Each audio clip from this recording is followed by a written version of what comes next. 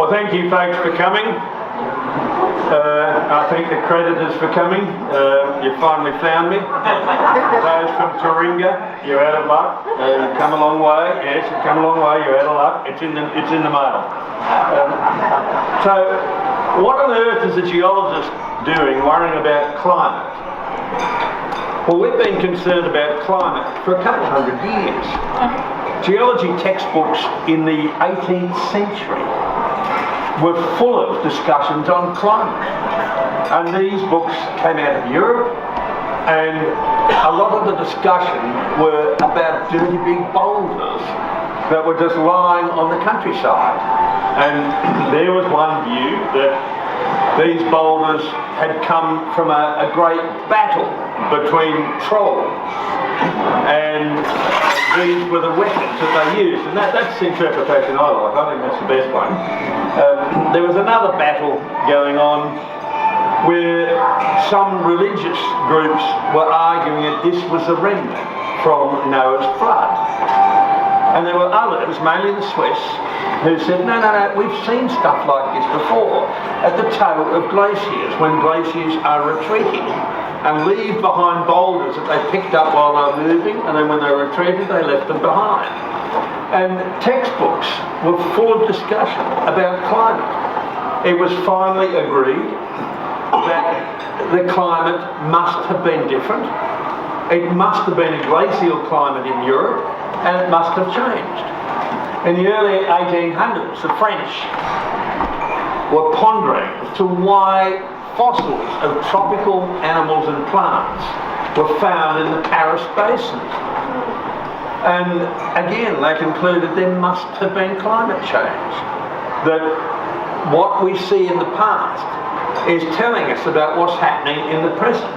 So we geologists have been concerned about climate for a long while, and you often hear the argument from people who call themselves climate scientists, but I regard these as a group of unemployed people that we finance from our taxes, that these unemployable people are saying, oh, no, you geologists know nothing about climate. Well, there's a few geologists in this room here, and I can tell you, when we look at an outcrop, we ask ourselves questions. What was the climate like then? What was sea level doing? Was it retreating? Was it advancing? Now, we've known that sea level goes up and down. We've known that for hundreds of years. We've known that some areas now which are temperate, cool temperate climate were once tropical. So for us, climate change is normal, and we've only been having climate change for 4,567 million years. Climate always changes, and what would concern me is if climate didn't change, then we would have a climate catastrophe.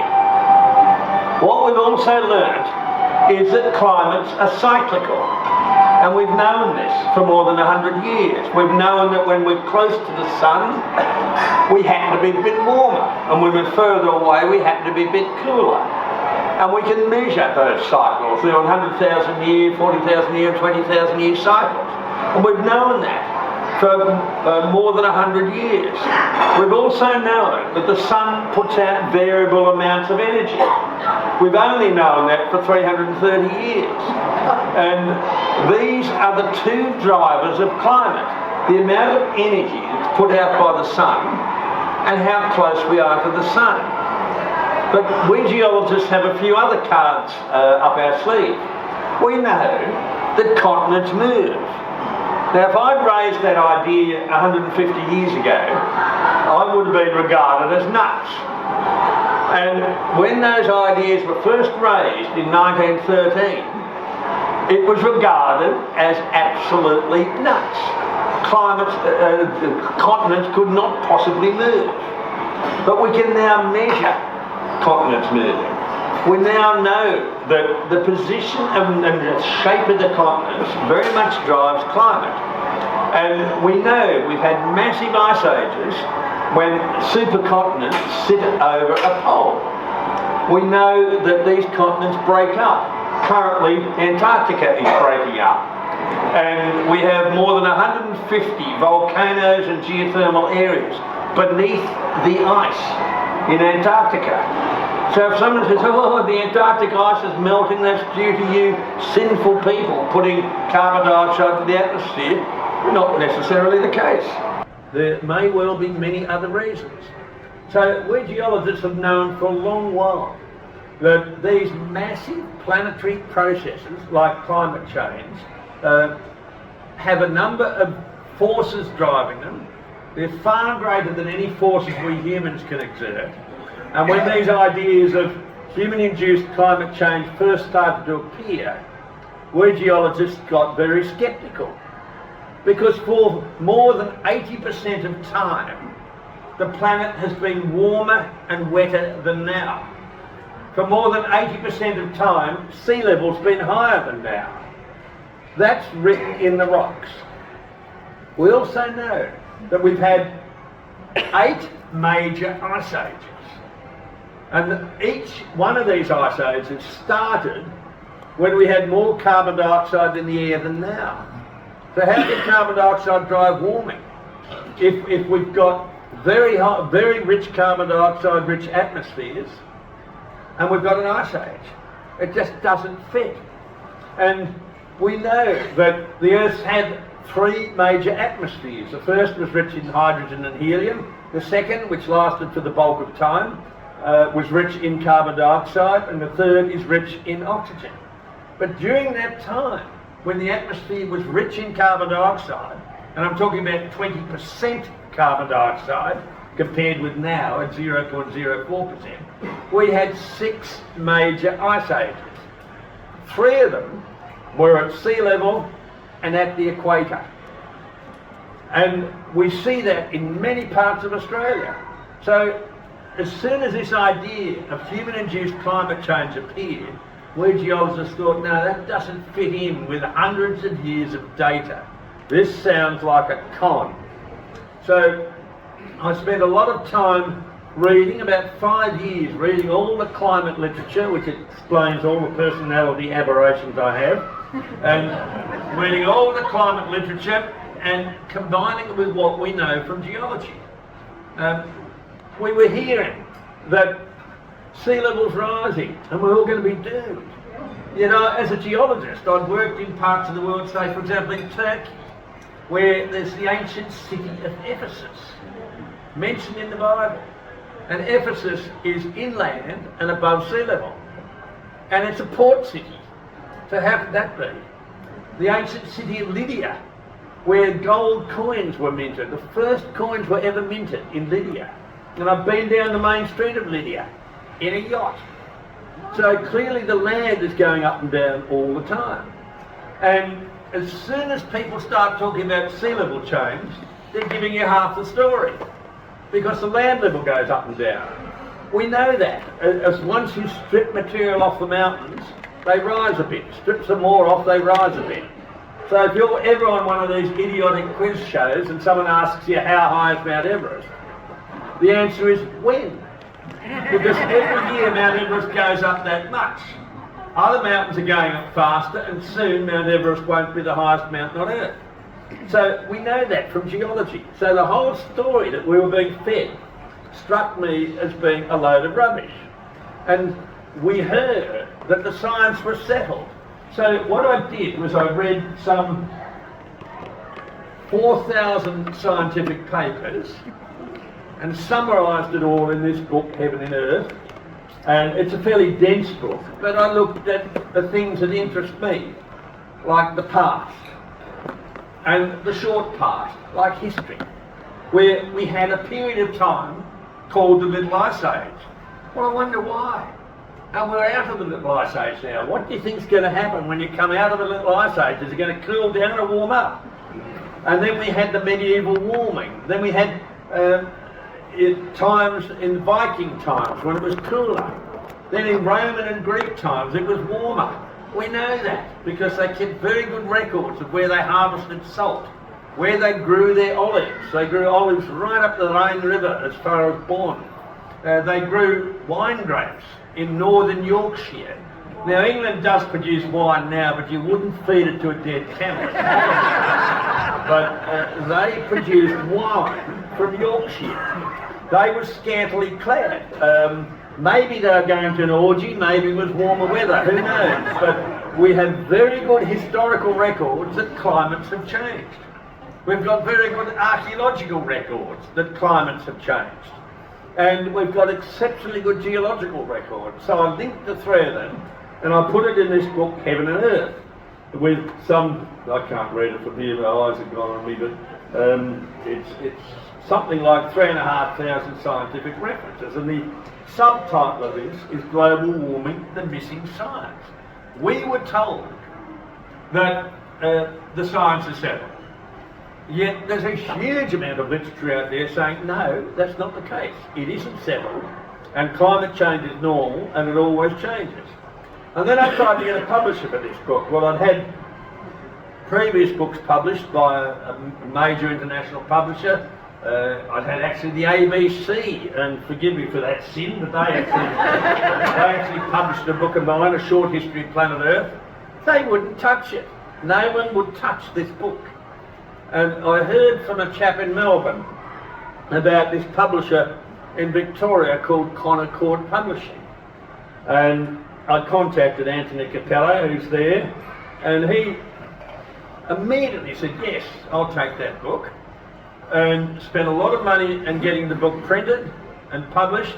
And after, I think, the second or third reprint, we signed a contract. And I thought, well, that's pretty good. I like to deal with people like that. And that book became an international bestseller.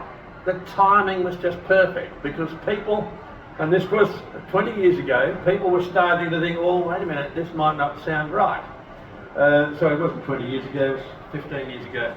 And I then thought, well, I put down the document which has got all the evidence to show that human-induced climate change is absolute nonsense. What about the kids? How can we get to the kids to get them to try to understand that it's nonsense? Now, most kids are a bit rebellious. Most kids like to cause a bit of strife at school, as we all did. I used to get caned mercilessly for being a smart ass. Now, can you believe that? I'm still psychologically damaged from that. So I thought, well, let's exploit what kids like to do, is to be a smart ass. And so I put out this book, How to Get Expelled from School. And in that is a guide, it says a guide to climate change for parents, pupils and punters. And I've had the President of the Czech Republic who wrote the foreword for that. But I had 101 questions in this that you at school could ask your school teacher. Now, there were questions for Friday afternoon. If you wanted to get booted out on Friday afternoon and spend the afternoon down the beach, fine, I've got the question for you in there. You just ask it and you'll be kicked out. Questions to check whether your teacher was telling you lies or was just stupid. And so I compiled 101 questions, gave the kids the answers, because you should never ask a question unless you know the answer. And this book also became a bestseller, but it also upset people. And it upset the Prime Minister, Juliet Gillard. And don't clap too loudly, because she spent $500,000 of your money setting up a website attacking this book. So that is a key to success when the government starts to attack you. As soon as Tony Abbott came in as Prime Minister, then that website went. But I knew I'd hit home because we had this panel of experts say what a dreadful person I was and how I went around raping cows and eating babies and telling lies, and I knew I'd hit home. And I knew that some kids were using this because I got letters from kids saying, look, I asked this question and you're right, I got kicked out. Thank you, I could go down the beach. And so I thought, well, the other matter that concerned me a lot was energy. Do we know how much energy we use? Compared with people 300 years ago, we use a huge amount of energy, and that energy has made our life better. What is a simple message you can get over to people about the necessity of energy the necessity of fossil fuels, coal, etc. And I thought of the humble teaspoon. And so I put out this book called Not for Greens, with a picture of the teaspoon on the front. And this book goes into spoons. How we started with wooden spoons, which I used to get belted with as a kid also. And in wooden spoons, they're quite porous. And in those pores, you get bacteria. And those bacteria can kill you. And then we graduated to having spoons made out of shell or made out of bone, both of which were a bit porous, but the fatality rate wasn't as high. And then we had spoons made out of metal, spoons made out of pewter, and tomatoes were regarded as poisonous because you would use pewter plates to eat your tomato. And people were not aware that the acid tomato was actually dissolving the lead in the pewter, and that was giving you the trouble. It wasn't the tomato at all, that wasn't the poisonous thing. And those of you who were wealthy actually had a silver spoon, because silver, as you should know, is a very, very good agent against bacteria. Many doorways in hospitals or desks in hospitals are coated with silver.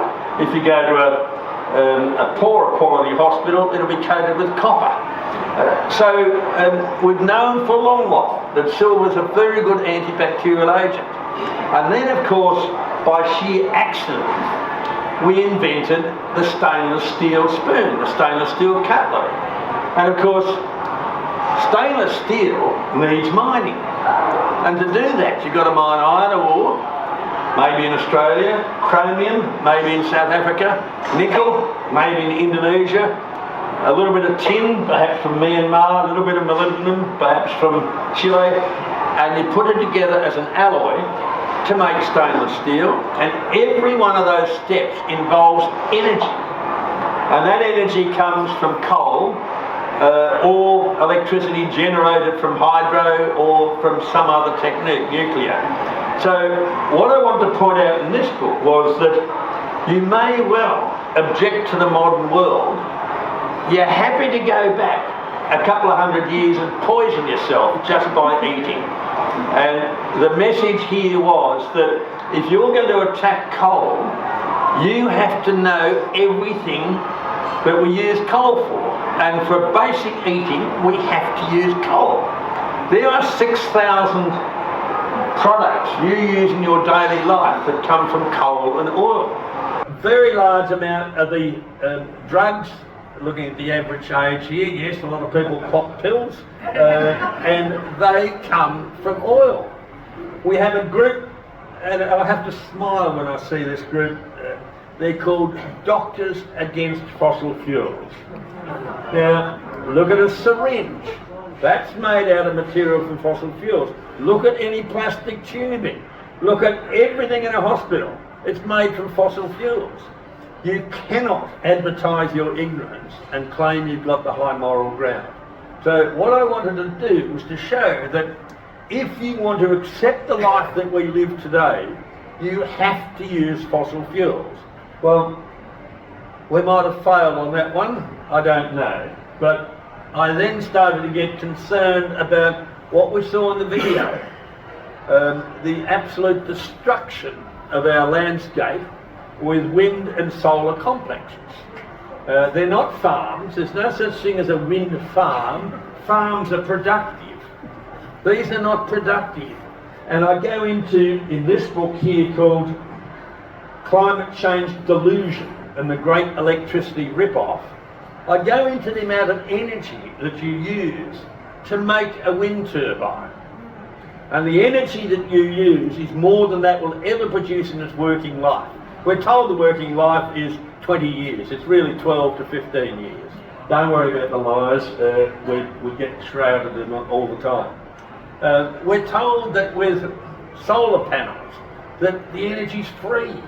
Well, it might be, but it's only for a very short period of time. And the second thing is the cost of converting silica into silicon metal or metalloid, and the other metals in there is enormous. And again, with solar panels, the life is very short, and the energy you use to make them is far, far more than they'll ever produce.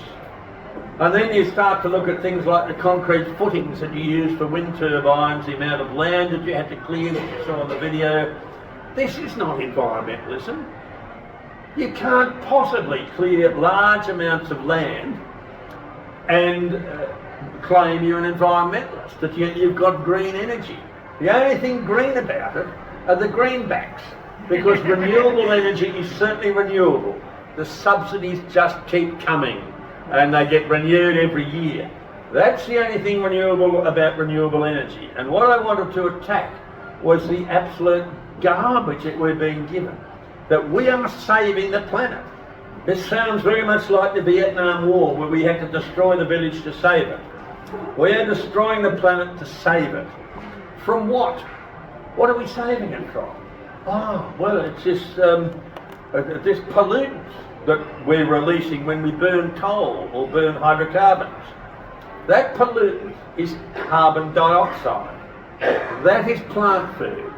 The first thing a child should learn in school science is photosynthesis. How you have sunlight, you have water, carbon dioxide and a plant, and you create the sugars that you need in a plant. That's the first thing you should learn. But what we're learning now in school is the first thing is that we are poisoning the planet. And oh, by the way, we're saving it by killing all the wildlife and putting in these wind turbine complexes. So in that book I wanted to point out that the whole concept of going into renewable energy, as I call it, is flawed. There are a huge amount of commodities used to make turbines, to make solar panels. We're destroying perfectly good farmland with the solar panels. We're destroying pristine wilderness with the wind turbines. This is a really bad idea. And looking at the age group here, most of us know that most of our life we've lived in times when electricity was very cheap and it was reliable and it was abundant. And it's only in the last couple of decades electricity has got incredibly expensive. Victoria, a place where I guess some of you have escaped from, and it's well worthwhile escaping from it, Victoria used to have the cheapest electricity in the world. It was 3 cents a kilowatt hour from the brown coal in the Yallourn area. Now it's one of the most expensive in the world. So what has happened? We've still got the brown coal. We've got thousands of years of coal in this country, thousands of years of gas, and millions of years of uranium. So the only thing that's changed is that we've suddenly deemed that plant food, carbon dioxide, is a pollutant. And we've got to stop releasing the food that plants need, and if you don't have plants, you don't have animals. So that got me thinking about the damage that the environmental movement does, and what they are doing in Africa, how they're stopping villages have coal-fired power stations, how these villages still have to live in their huts and burn dung and burn twigs and burn leaves for cooking and for heating. And the fumes are killing people, and they're killing the women and the children who are in these huts. This has been well documented, yet we have Western countries saying, oh no, you in Africa, we're not going to let you go the same way we've gone with an industrial revolution underpinned by coal. You are going to have renewable energy, which of course you can't afford, and you haven't got enough energy to feed yourself. And rather than having a diesel pump irrigating your fields, you're going to use solar power, which you can't afford, and it only works for a few hours a day. So I looked at the Greens, who like to take a high moral position. They like to say, I'm green, I'm saving the planet, and look at me and aren't I wonderful. And that led to writing this book, which I think is the best book I've written. It's also in the best language you're using, it's one for people to understand. And it's called Green Murder, because that's what the Greens do. They kill people. And so I looked at some of the high moral ground that they take. For example, swanning around in an electric vehicle and trying to claim that they're morally superior to some of us who might have great pleasure in driving a V8. And they're taking the high moral ground. But they don't tell you that to create the cobalt in that electric vehicle, you have children working in mines in the Congo run by the Chinese, and these children are slaves working in underground and open pit mines. The fatality rate is huge. You don't get told that. Yet they want to take the high moral ground. They want to take the high moral ground about the fact that they're not polluting the environment. Well, they are, because the amount of copper that is used in an electric vehicle is huge. And we do not have enough copper on planet Earth. The amount of copper we mine now has got to increase. So previously we used to mine rocks with, say, 1.5% copper in them. We're now mining material with 0.4% copper in them. So that means that we have much bigger waste dumps and much bigger tailings dumps to satisfy the needs of those driving their electric vehicles. They don't tell us about the nickel, which is used in an electric vehicle. And this nickel is mined from clear felling and stripping tropical areas, taking at the bottom of the soil profile, and from that you can get nickel. So this book was an attempt to attack the green movement, and I initially start by looking at what life was like 200 years ago and how things are so much better now than they ever were. We have increased longevity, we have less disease, we have more education. In every single measurement you can make, and I've got a table here of all the things that are important, things like deaths per 1,000 people and average years of education and the literacy rate and the number of women in politics and people living in slums. I mean, there's a massive list here. Everything has got better. You happen to be living at the very best time to have lived on planet Earth. You also happen to be living in the best country. That's another matter. So I basically go into some of the grim facts of the past and how we have solved a lot of problems. And we solve problems not by ideology, but with science and then putting it into practice with engineering. So the first chapter of this basically is saying that things are pretty good today compared with the past. And I look at the gas of life, carbon dioxide. Without carbon dioxide, we are gone. And I look at the fluctuating carbon dioxide over time. And every time it's warm, as it is now, a naturally warm period of time, we have a slightly higher carbon dioxide content. Every time it's cold, we get a lower carbon dioxide content. It varies. If you want to cheat, then you pick the time when you start to measure carbon dioxide, and that's exactly what's being done. Carbon dioxide leaks out of the oceans, and only about 3% of all of the carbon dioxide in the atmosphere comes from humans burning fossil fuels. That 3% doesn't last long in the atmosphere, only a couple of years. It dissolves in the oceans and gets recycled. 97% of the planet's carbon dioxide in the atmosphere comes out of degassing the oceans, comes out of volcanoes, and comes out of respiration. So, we were talking at our table about a fellow from the Scott Polar Institute who both of us have been harassing for a while.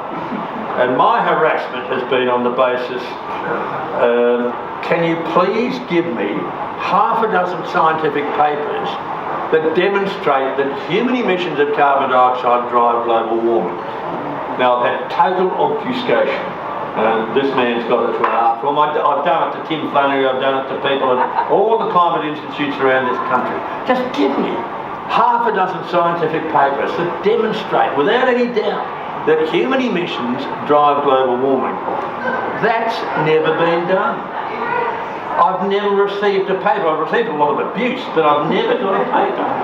So the whole concept of human-induced global warming is a house of cards. We haven't got the evidence. Yet we are spending trillions on trying to change a major planetary process.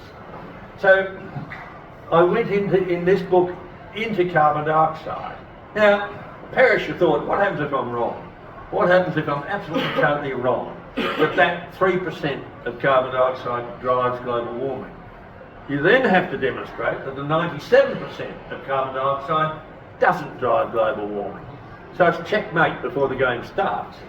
So we have set up a huge infrastructure of people in scientific institutions frightening us witless, frightening our kids to death. As a result of that, we've got all sorts of people out there running solar panels, running wind turbines, and making money based on this scare. Now, I don't have a problem with people making a lot of money. My problem is having it based on a house of cards, because you are paying, with your high electricity bills, you are paying for this. So this book was to look at how the Greens operated. I had a second chapter was just a little bit on the history of the planet, and then a little bit on how with the activities of the Greens that we have the threat of starvation is always there. I go a little bit into Al Gore. I called that section Gored by Bull. Then I've got a little bit on what we will hear again this summer about bushfires. And I've got a chapter here called Fight Fires with Facts and Fires. Just looking at the absolute lack of maintenance we've got with our forests in this country. And it's no wonder that we have fires.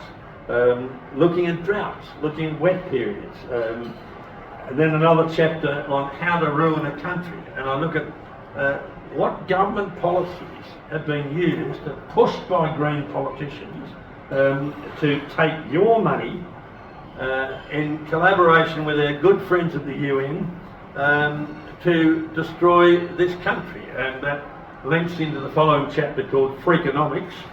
And then I look at all the strange things that these people do. We heard a little bit about hydrogen earlier, and this chapter is called Fads, Fashions, Fools, Frauds and Finances. And I look at the attack that the farmers are having on them. They are being constantly attacked. These people give us food. We export food for 80 million people, and we are attacking our farmers mercilessly. And this is done through organisations outside this country. So this is an attempt to show that the policies of the Greens are actually killing people. But my concern has been the children. What are they telling our kids in schools? And so I wrote 3 books for school kids. And the first one is for ankle biters, the little green book, with pictures in here, and it's a book that's trying to attract kids' attention. Now, this is for 8 to 12-year-old kids. What do 8-year-olds have spasms of laughter about? It's farting. So I go into the carbon cycle, and what farts are made of, how you generate a fart, what to eat before you get on the bus on the school excursion, and basically the aim of this book is that you are what you eat, and you eat carbon-based foods, you exhale carbon dioxide, you also lose carbon compounds, and I go into snot, which kids love, and they eat it, and I go into what's in snot, I go into what's in poo, what's in farts, what's in earwax, and you know, why does snot taste salty? And so this is to get kids rolling around with laughter, but the message is a very simple message. We have a carbon cycle. This carbon is absolutely vital for your life. You get it in food, you exhale it, and I finish off by saying, when someone tells you that the world will end because of human emissions or a climate crisis, Tell them what you're thinking using your own emissions. Fart or burp loudly. So this is a book actually written for parents and grandparents, because a lot of your kids are already gone, you've lost them. They're on the other side. And so there's little windows here with a scientific experiment, counting the number of times you fart every day and whether you fart when you're asleep or not. How to become an A-grade farter with what you eat. And there's a picture of the A-grade farter, the boy and girl who's killed an elephant. So that's for 8-year-old kids to actually get them thinking that carbon is the basis of life. And to call carbon a pollutant is just nuts. The next one is for teenagers. This is for the 12 to 16 group of kids. And what are teenagers? I mean, teenagers can be absolutely horrible. They want to moralise. They open the fridge and look at a full fridge and say, oh, there's nothing to eat.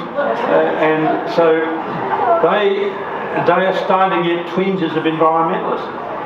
So I actually tell them how many trees are on planet Earth. We've measured that from satellites. How much carbon dioxide these trees absorb.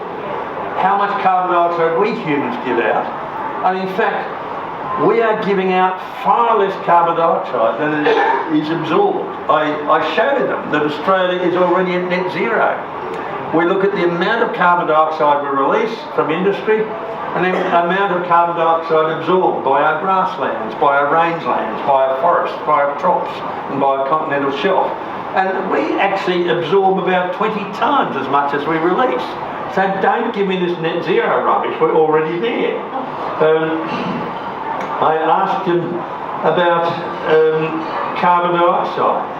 What really happens with carbon dioxide?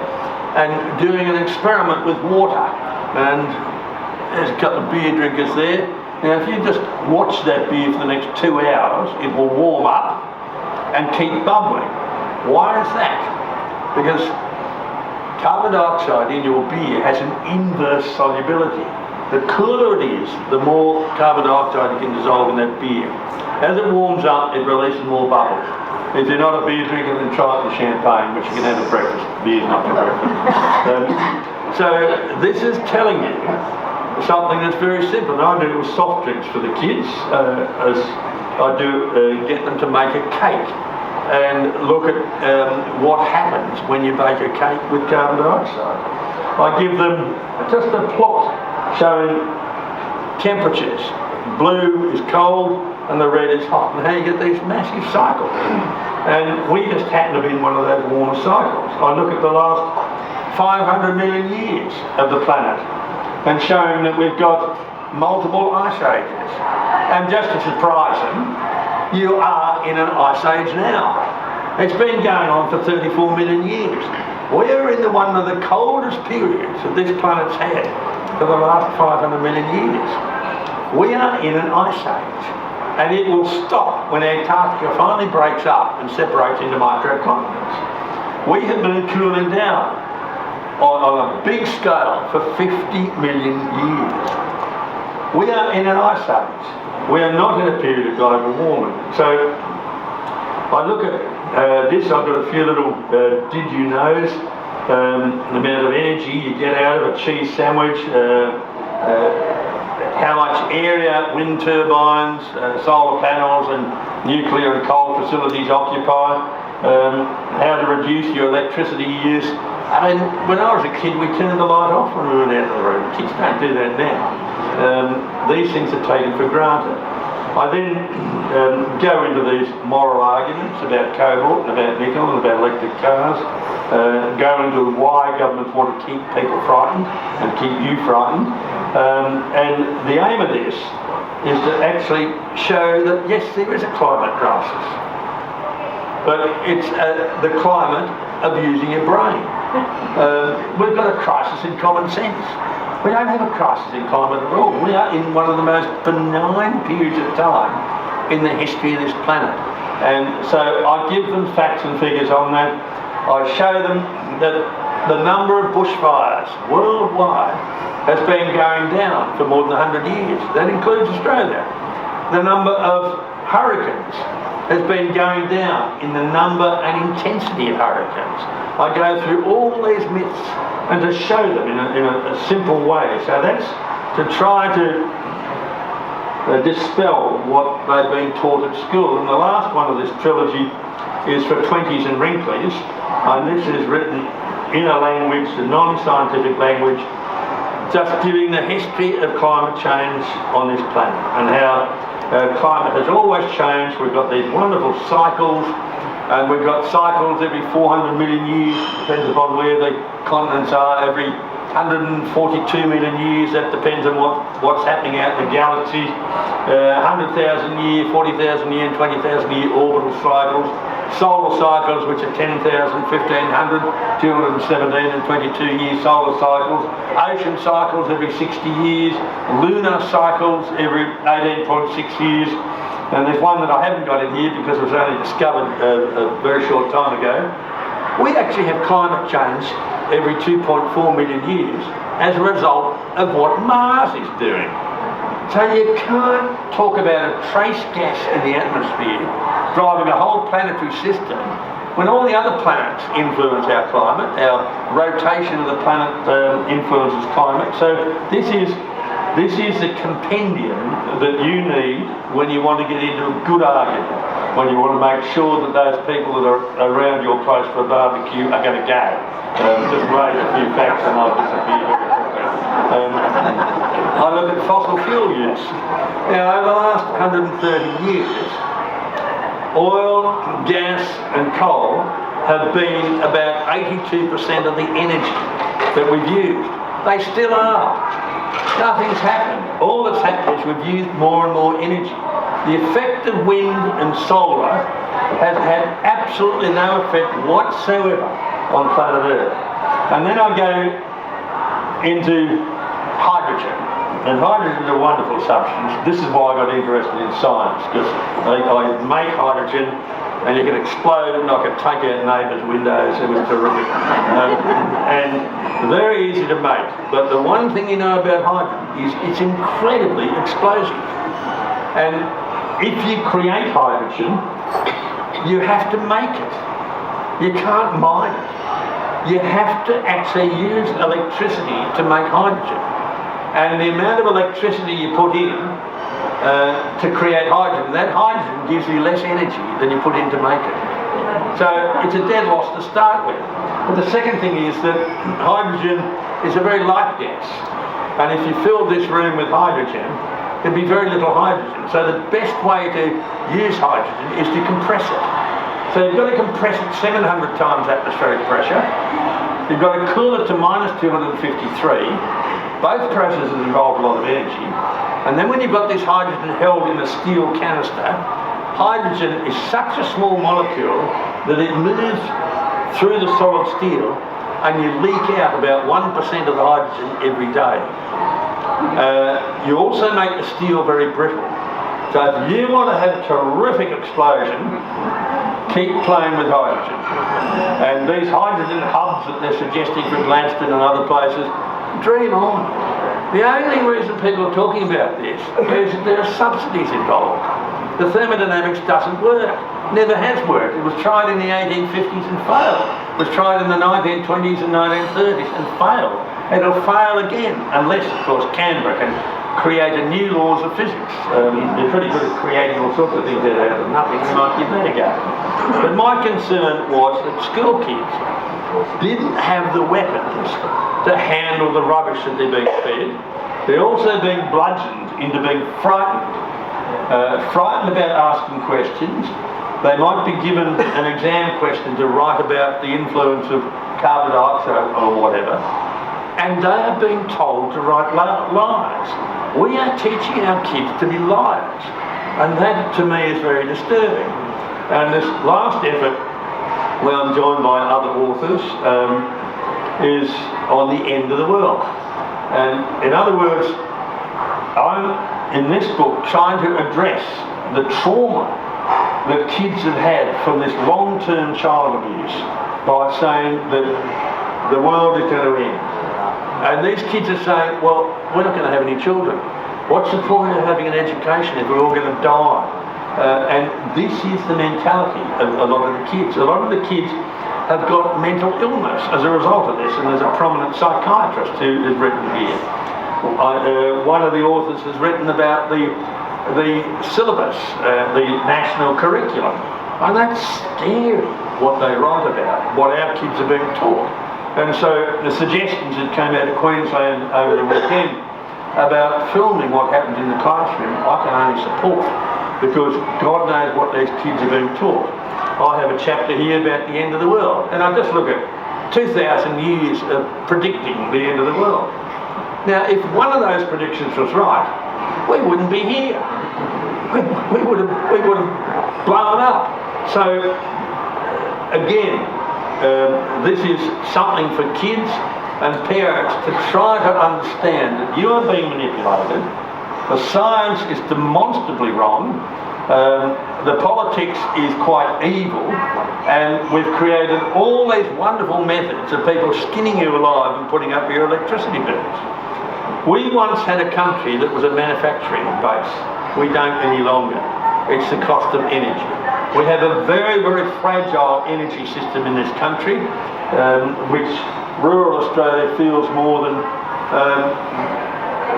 the cities. For example, last week in Broken Hill. Now, I've spent many of my years in Broken Hill. I have a house there, and got a place out back. Broken Hill has been out of power since the 17th of October. It's a town of nearly 20,000 people. The mines have had to close because you can't have ventilation underground. You can't have pumps underground. So the people have been sent home, and they'll ultimately be out of work.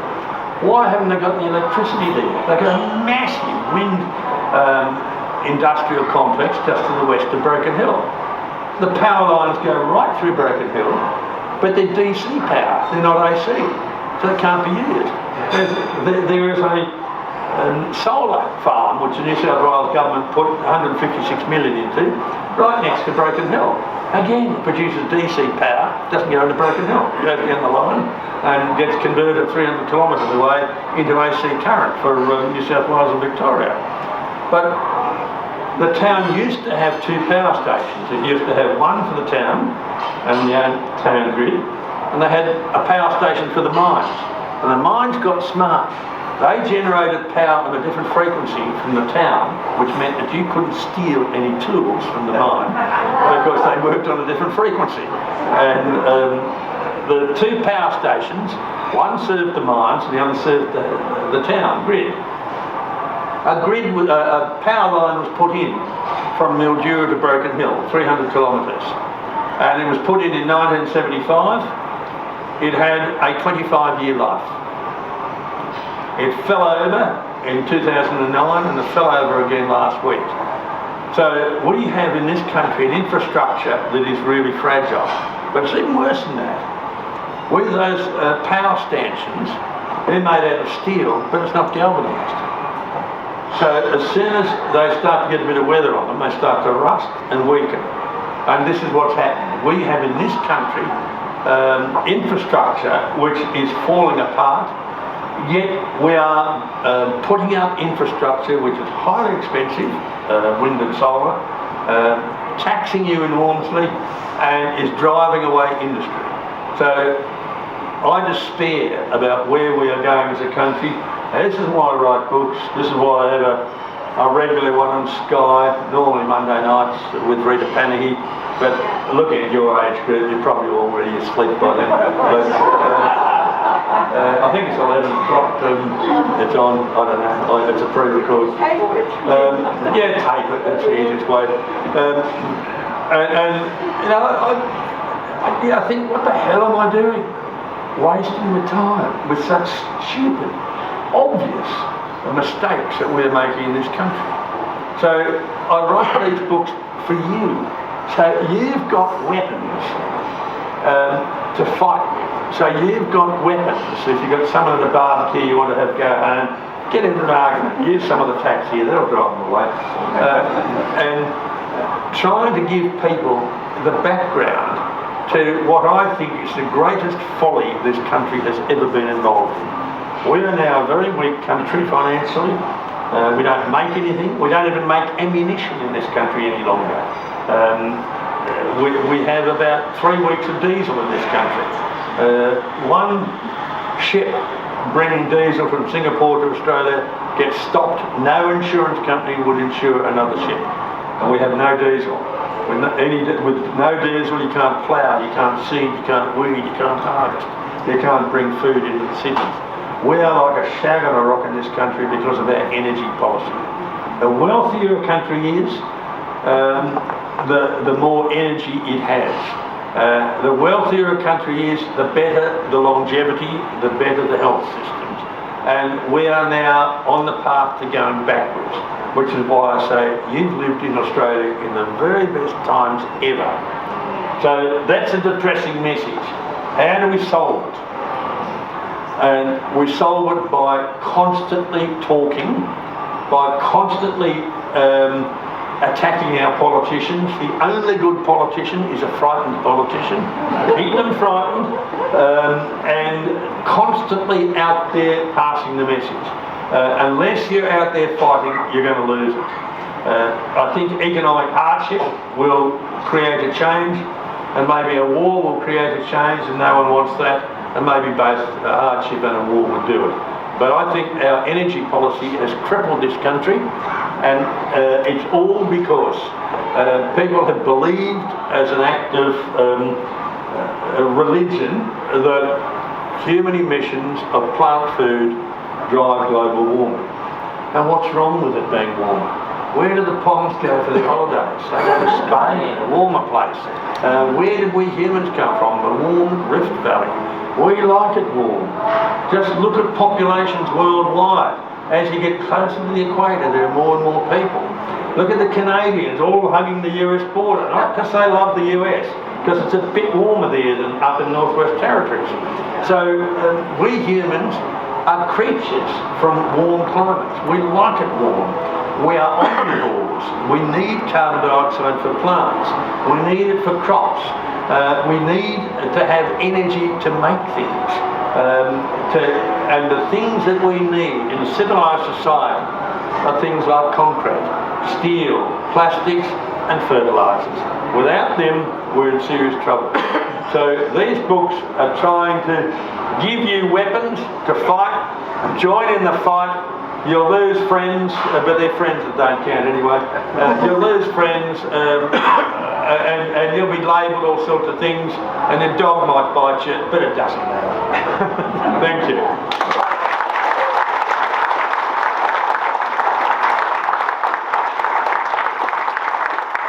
And I'm instructed to take questions.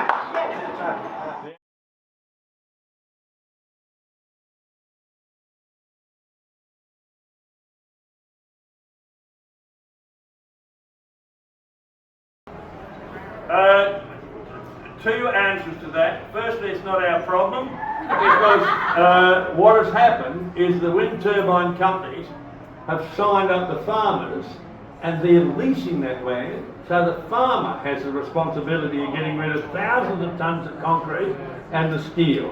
They have been conned. The second problem, which is an even greater problem, is that the turbine blades are made of balsa wood, and the only place you can harvest this is from the Amazon forests, and it's made of plastics with various other chemicals. The main one is bisphenol A. Now, bisphenol A is a toxin that's banned in most countries in the world. Bisphenol A is in the turbine blades, which when you cut them up and use them as landfill, that gets into the soil and the waterways, and it is one of these chemicals that is there permanently. So we will have a massive environmental problem in the future, and we will be sending family farms broke because the wind turbine companies are leasing the ground, they haven't purchased it.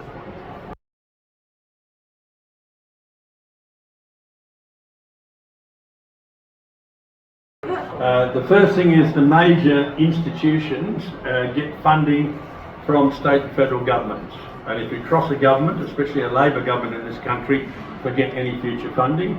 and that's especially for the Academies of Science, the Academy of Science and the Academy of Technological Sciences, and I'm a member, receive funding from governments. And if you step out of line, you're gone. The second thing is that a lot of bookshops won't carry my books, and a lot of libraries won't carry them. The best way to get the library to carry it is that under local government legislation in some states, and I don't know whether it's Queensland, if you make a formal request for that book, they have to get it. So make an absolute pest of yourself. We're all well aware there's a very, very reliable sea level gauging station in the middle of the Sydney Harbour. We've really just recently had a whole wing of really eminent people from the world, even our king, go to Samoa because of the problem of sea level rising. What I want to know from you is, how many gauging stations are there in Samoa? Adrian, a couple of things. Fort Denison in Sydney Harbour was built to stop an invasion of the Russian Navy during the Crimean War. It was finished after the Crimean War stopped. But we've never had the Russian Navy invade Sydney Harbour, so it's done a terrific job. We have tidal records from Fort Denison which show cyclical tides, and I've got it in one of these books here. I think it's the little green book for 20s and Wrinklies. There's a cyclical tidal change. There's been some work done recently that shows that cyclical tidal changes are also tied in with solar cyclical changes.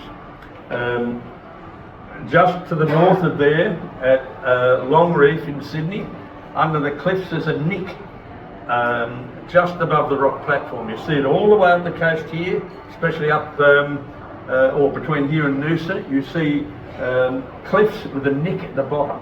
This is when sea level was a bit higher, and that was a period 8,000 to 4,000 years ago called the Holocene Optimum, and sea level was about 2 metres higher.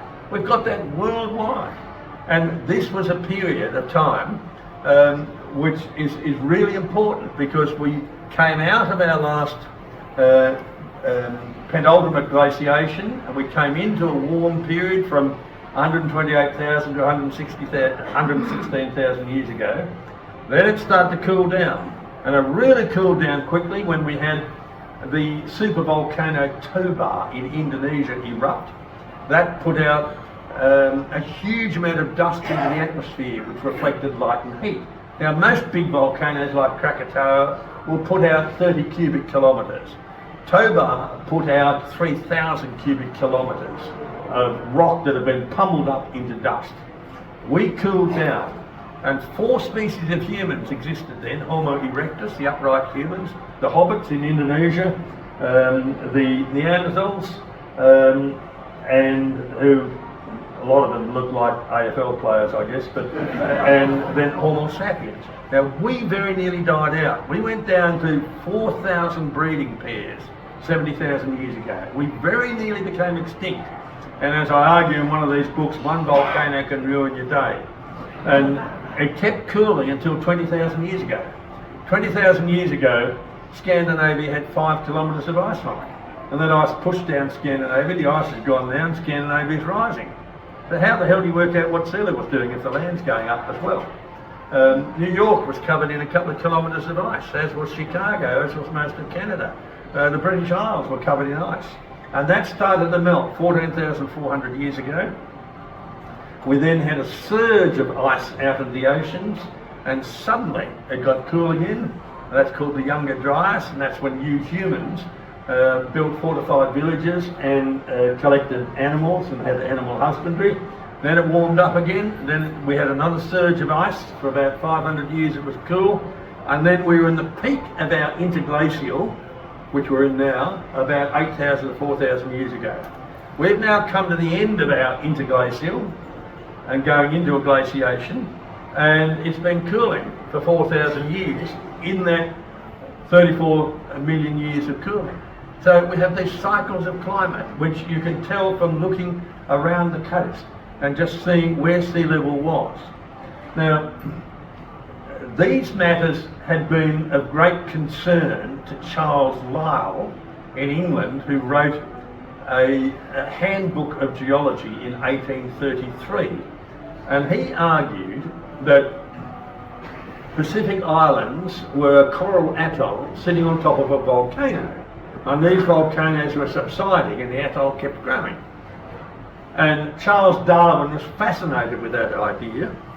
He had Lyell's book with him on his travels, and he studied the Pacific Island atolls, especially Tuvalu, in great detail, and he wrote a book in 1842.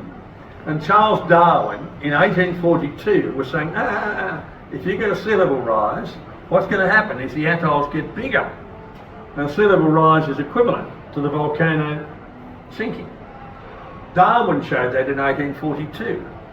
In 1896 to 1898, the New South Wales government funded Professor Sir Edgeworth David and the Royal Geographic Society from London to drill a couple of holes in Tuvalu through the coral atoll to try to hit the volcano beneath. And they drilled 1,000 feet and didn't get there. Well, that shows that Darwin was right. And then in the 1950s, before the atomic testing in the Marshall Islands and Bikini Atoll, there were deeper drill holes drilled from the atoll eventually down into the volcano, which is about 3 kilometres down. The volcano has subsided 3 kilometres, and coral just kept growing and growing and growing. That's the same as a sea level rise. So we've known since 1833, but definitely since 1844, what we're being told by the Pacific Island atoll nations is demonstrably wrong. Maybe their motivation is putting out their hand and wanting us to fill it with cash. It's got nothing to do with climate change, because if those atolls were being inundated, then we would see it globally. And what we do see is some atolls are inundated, and this is because the coral has been quarried for road base, for buildings, and for cement, and for the basement of airstrips. So Samoa, Tonga, Tuvalu are all in it, and they're all in it to try to say, you filthy Westerners are creating grief and we're all going to die. Now, I think there's a solution to it, and a really, really easy solution. It's a modern blackbirding solution. And what we should do is to go to these islands and pick the young, strong people and say, right, we're giving you bursaries to come to Australia and study and play rugby. And that is the way we're going to beat the All Blacks. By filling our team with Tongas and people from Tuvalu and somewhere else. No other way of beating them. That's the answer anyway. I don't know what your question was, Adrian. Or whatever, we've got one up here.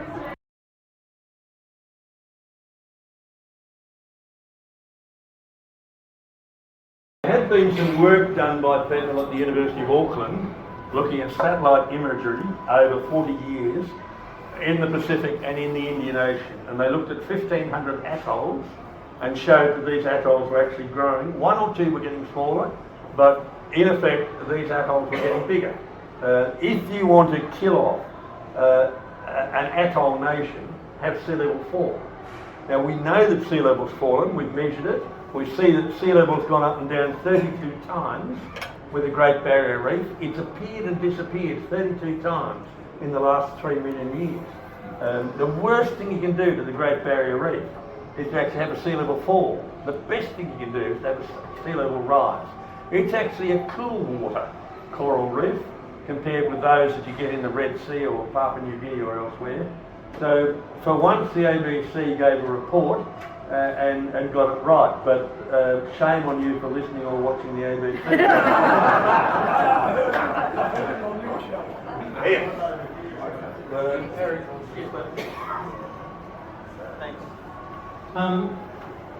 It seems to me that whichever party gets elected, they want to put up solar panels, wind turbines, stop coal, all this sort of thing. I've seen reports where Dr. Christie, an American, was able to identify that the IPCC had been exaggerating CO2 for 40 odd years, and it seems that that has had a compounding effect, and all the countries have gone, oh, we believe you, it's too high, we need to do something. What I'm really asking is that now we've been sucked in to this path, how do you see it turning around? What can we do? The best politician's a frightened politician, and if your pocket is empty, you might change your vote.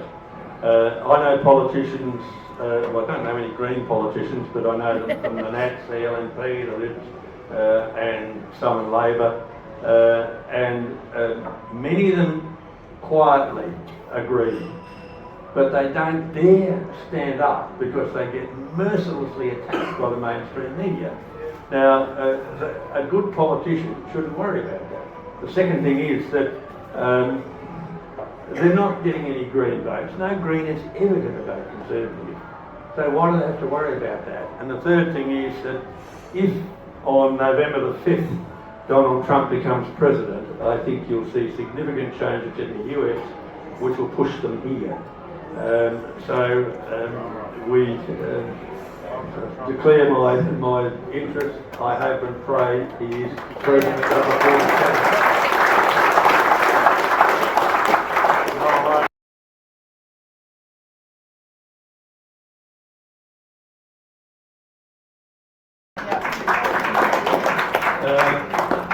To make a film costs about $180,000 per half hour, and there's one organisation, the IPA, that's quite keen on doing that, and I'm dealing with them on that.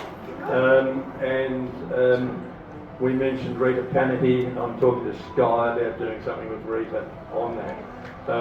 These are programs which can't go in the mainstream. They have to go in the silly season, and they get shown over and over again, which is what you want because you get a different audience. So we're trying, and I hope I can get this done before I cark it, but I've been trying to do it for years.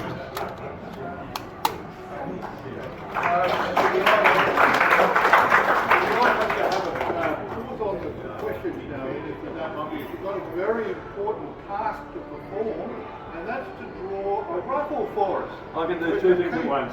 Keenly contested. All right. Well, we were going to call you down for that. I'll come down. Oh hi, I just wanted to add, I'm also a teacher and I refuse to teach science and geography because it's propaganda.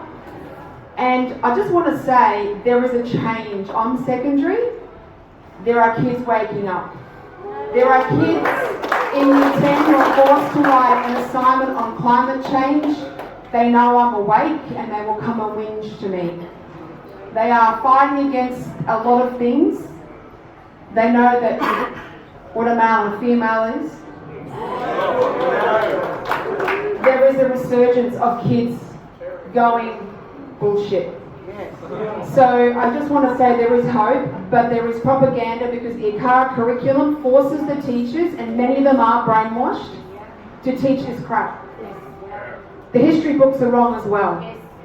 But if you speak out, the kids that aren't awake are the ones that complain and you get problems. So we are on our way, and I think what you're going to do, hopefully if you can with this program, would be amazing. Turn this around and support the kids that come and say, I don't want to write this assignment. I'm lying. So I say, flip it and write it from your perspective, but they're afraid.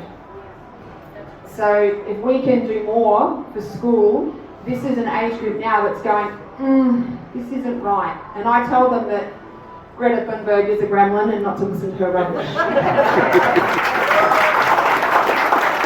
Well, thank you for that. That really does inspire me and gives me strength and hope to keep fighting. Thank you.